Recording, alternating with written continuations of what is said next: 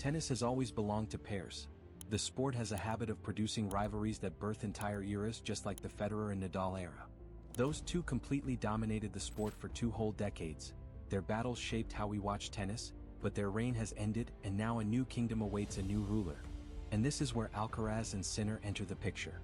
These two have already given us some of the most intense matchups in recent times, and everyone is betting on them to be the next kings of tennis, but the truth is that one of them already has it all figured out.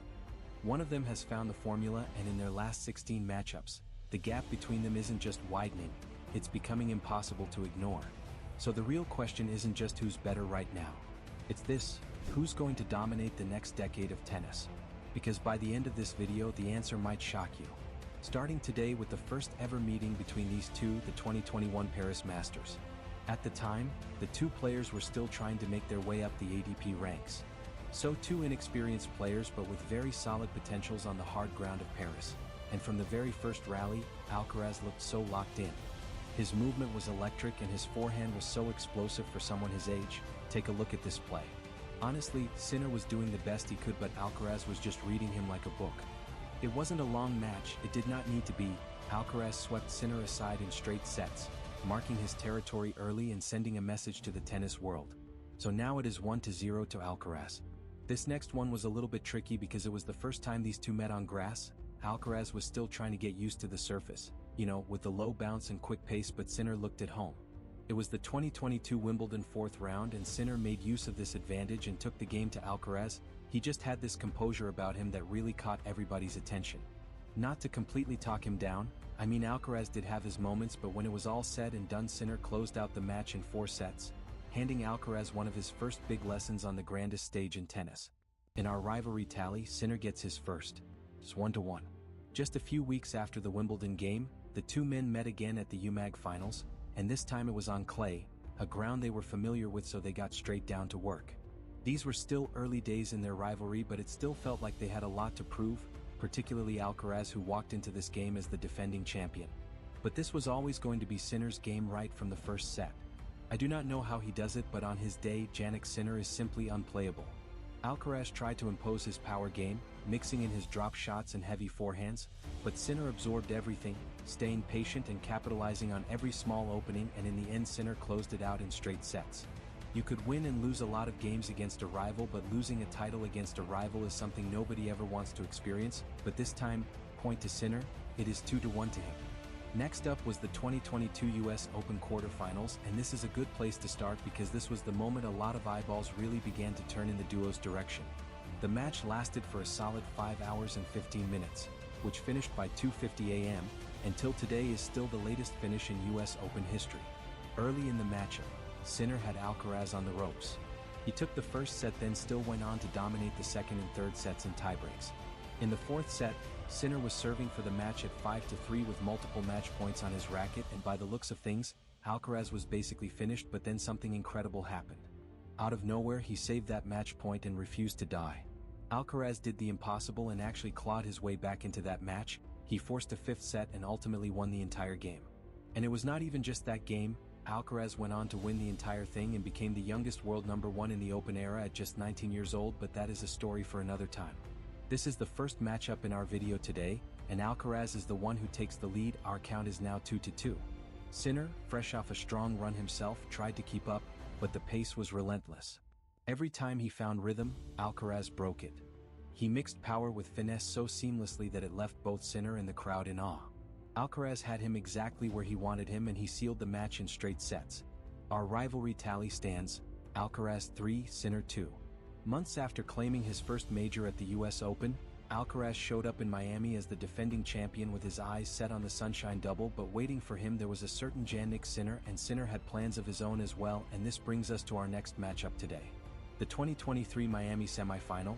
You could say this one was a lot more personal for Sinner. Being the losing party in a 5-hour thriller had to leave some sort of scar, and it definitely showed in the way he played. Sinner started aggressively, like someone with a score to settle. He pounded flat, blistering baseline shots that just pinned Alcaraz to defense. He absolutely bossed the defending champion, and by the 3rd set it was obvious that Alcaraz's energy tank was completely empty. Every time he reached for one of those signature forehands, his legs betrayed him. Sinner closed that last set 6-2 and completed a very thrilling comeback. In our grand counting, that is one back for the Italian. So it is now 3-3.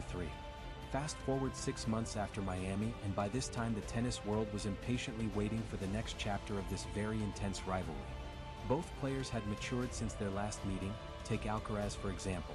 He was coming into this game off a spectacular Wimbledon title win against Djokovic, and Sinner had a very dominant summer himself. So the next stage was Beijing, and it was the semi-final, a big opportunity for one of these players to push ahead of the other. The game started in same fashion as the last two, with Sinner quickly entering an advanced gear of aggression. All the while in the first set, Alcaraz appeared to be a step behind. This one rally told the whole story. Observe. At 2-2 in the second set, Sinner pounced again. A deep backhand return forced a short ball, and Sinner punished it with another laser forehand for the break. From there he never looked back. The result of Sinner's beast mode was that the game did not even get to a third set. He capped it for the first two and won this round. It is not Sinner 4, Alcaraz 3. By the spring of 2024, their rivalry was now something that always made the tennis headlines, and so when the two players met for the Indian Wells semi-finals, it was another very high-stakes match. You could say the pressure was on Alcaraz coming into the game because he was trying to defend his title, and Sinner was coming into this match on the end of a 16-game win streak. And this dynamic showed in the opening set, with Sinner being absolutely unplayable. He took the first set, 6-1 in just 34 minutes. The man had the defending champion exactly where he wanted him, or so he thought, because interesting things happened, and the script was totally flipped in the second set. Alcaraz came out bouncing.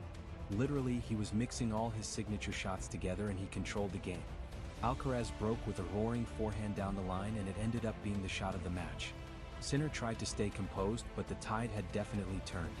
Alcaraz closed out the set 6-3, forcing a decider under the California twilight.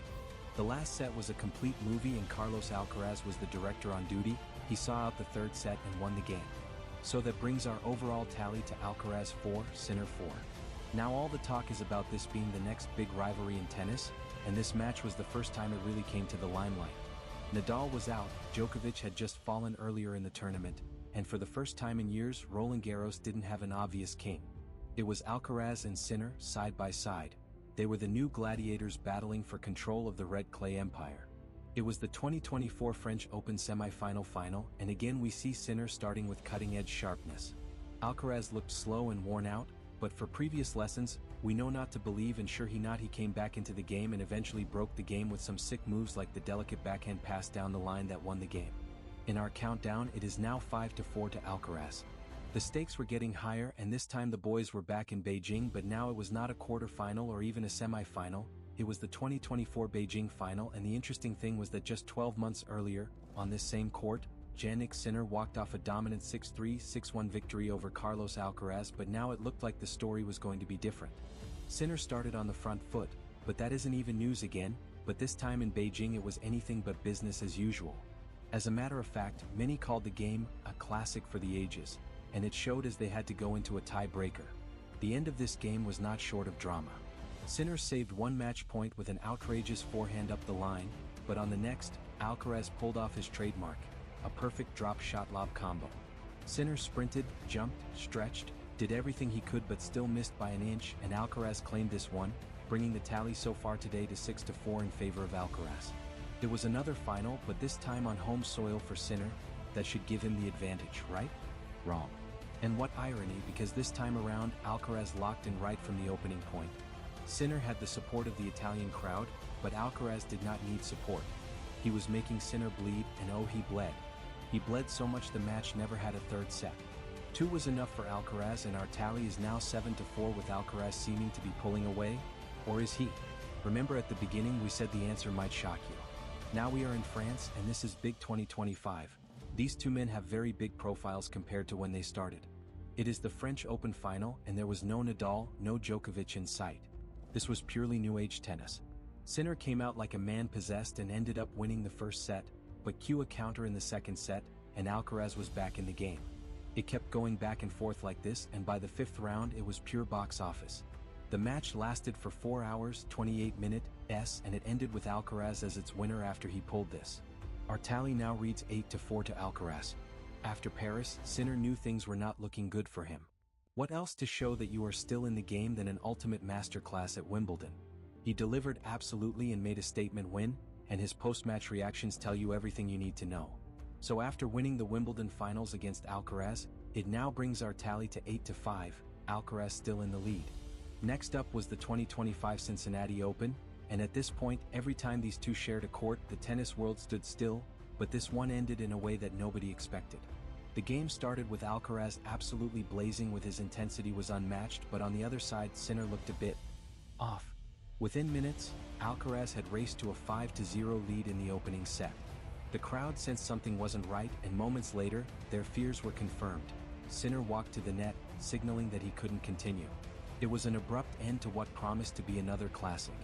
Sinner retired mid-match, trailing 5-0 in the first set, handing Alcaraz the win. Our tally moves to Alcaraz 9, Sinner 5.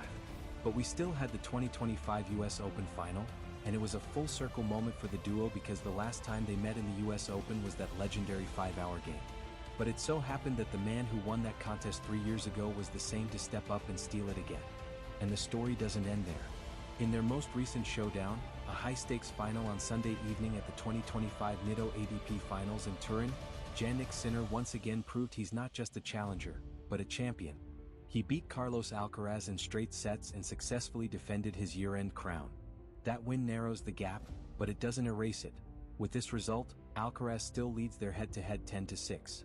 In short, Sinner can absolutely beat Alcaraz, even on the biggest indoor stage. But Alcaraz still holds the edge overall, and with a 10-6 advantage, he remains the king of their rivalry, for now.